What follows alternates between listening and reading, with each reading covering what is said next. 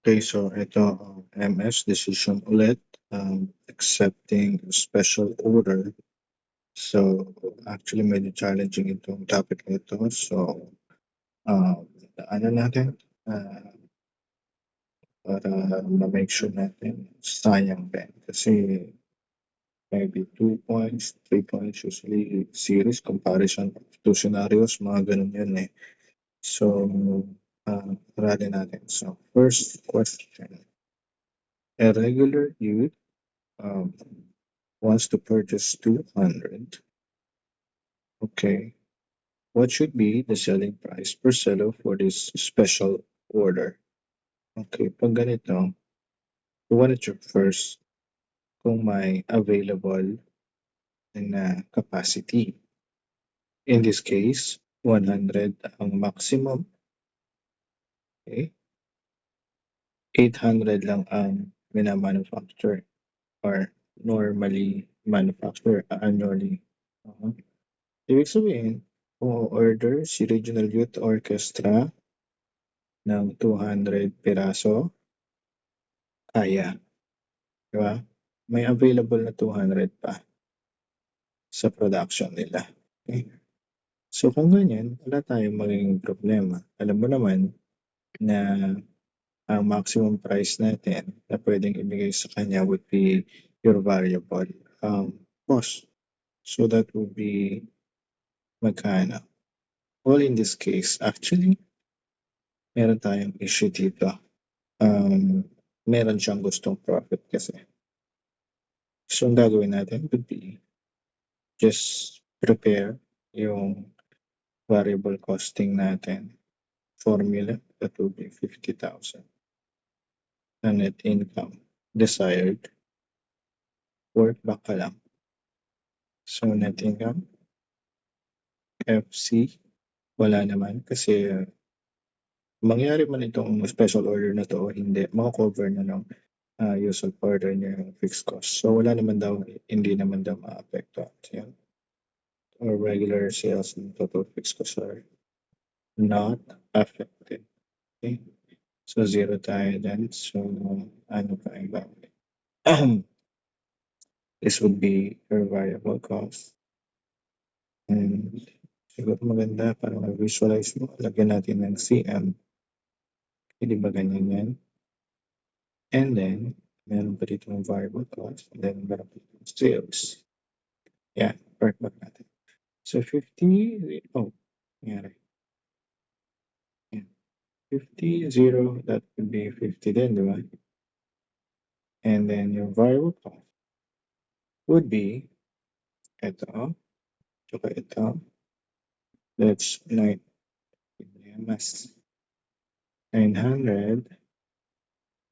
multiplied by, and then yung pumasok, 200. Okay? 900 times 200, that's 180. Yan. So, kung i-work back mo yan, 50 plus 180, that would be 230. 230 ang sales. Kaya, ang gagawin natin is, i-divide natin dahil yan ang kailangan natin. Kasi ang tinatanong is, what would be the selling price on the special order? Ilan yung special order? 200. Okay, so 230,000 divided by 200. That would be 1150. Yan ang sagot natin. So, dapat ibenta natin dito kay Regional Youth Orchestra yung special order na 200 at 1150 para kahit paano meron tayong additional income na 50,000. Okay? This is from the special order. So, ganun lang siya. The next scenario, same pa rin yung setup natin, problem natin. 200 pa rin yung available, but this time, a distributor offers to buy 300 cellos. Okay? A special order of at the price of 1,300 per unit. Tandaan mo na ang original price mo would be 2,000. So, 1,300 parang medyo mapapaisip ka, parang talo yata ako. Pero, tingnan natin kung ano yung mangyayari. Okay? Since the company only had 200 na available, alam mo na to, it must give up 100 regular sales to fulfill this order. Kung parang medyo magpapaisip ka dito kasi kukunin mo ba ng 300? Kasi kung hindi mo maibibigay ang 300 na yan, hindi rin siya kukuha sa'yo. So, mag-give up ka ng 100 from your normal customers. Okay, so ang mangyayari dyan, ganito. Anyway, tinatanong lang naman tayo kung what is the financial advantage, disadvantage of this order. So, ang gagawin mo dyan, i-compare mo lang yung pumasok sa dun sa opportunity cost. Okay? So, magkano ang pumasok? That would be 1,300 multiplied by 300. Okay? I think, i-deduct na natin yung ano pa ba sabi na dito? It must give up. Okay. Variable selling costs for the special order are reduced to 50. Okay. Dito daw sa 300 piraso na ito, that would be yung selling price minus yung 800 na variable manufacturing. Okay.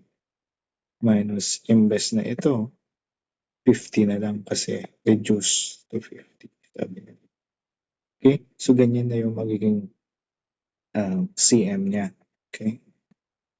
Yan. So, multiply natin yan by ilang piraso? 300. Okay. So, 1,300 minus 800 variable manufacturing minus 50 variable selling and admin. Okay. That's 450 multiplied by 300 units. That's 135,000. Okay. Net advantage. Advantage pala kita. Advantage. Kaso nga lang, may opportunities ka or opportunity cost ka na nawala. And how much would that be? That's 2,000 minus 800 minus 100.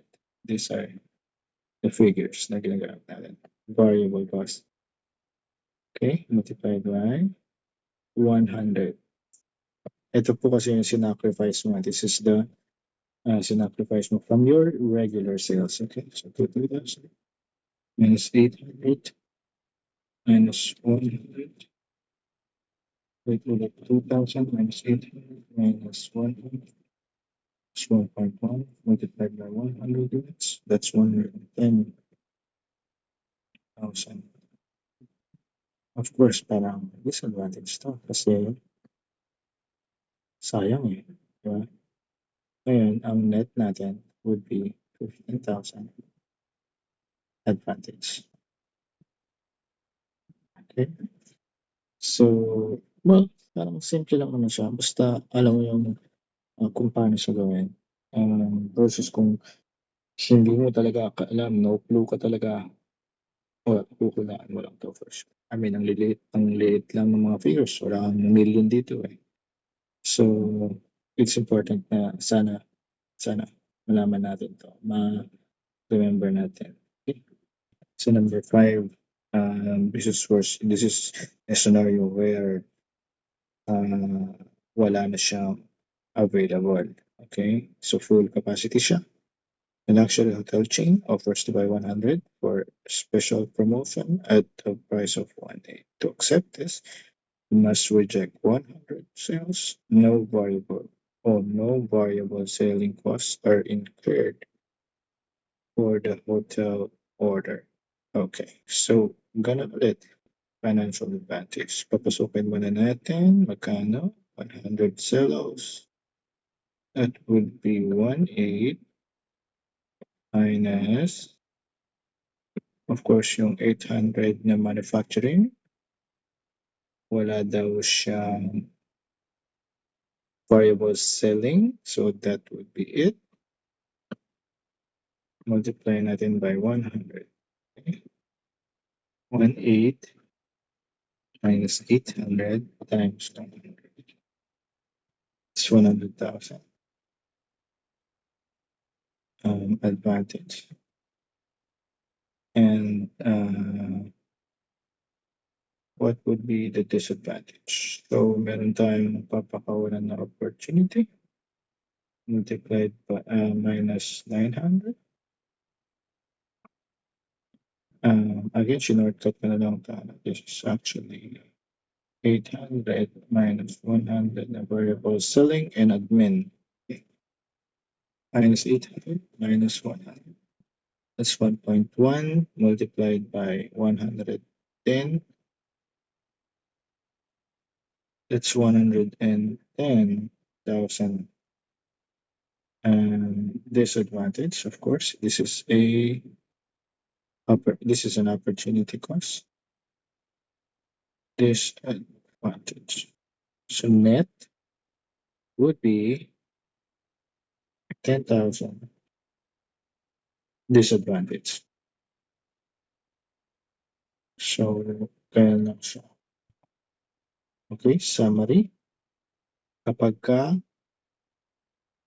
may available na capacity, you just have to take into account yung variable cost. So it's simply yung in this case pala, yung CM ng additional orders or special orders, yun lang i-take into account. Now, if they will give you a desired profit, okay, so parang kang nag-solve ng BEP problem.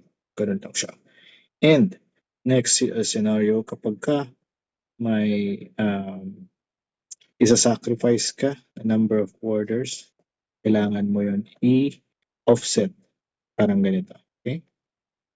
Para makita mo kung magkano ba talaga ang benefit. And of course, may make adjustment if there's stated in the problem. Gaya nito, naging 50 na lang yung fixed selling and yung variable selling and admin. Kung mapapansin mo, ang ina-account lang natin dito are the variable cost. Okay?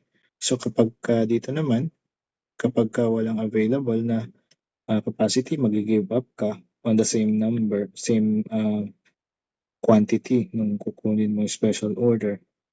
Gagawin mo lang is i-compare mo lang.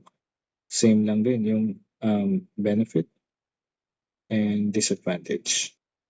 So, tingnan mo kung malulugi ka palalo kung in-accept mo yung special order kaysa sa tinuloy mo na lang kung ano yung usual na ginagawa. So, yun lang. Masyado na mahaba. Good luck sa'yo.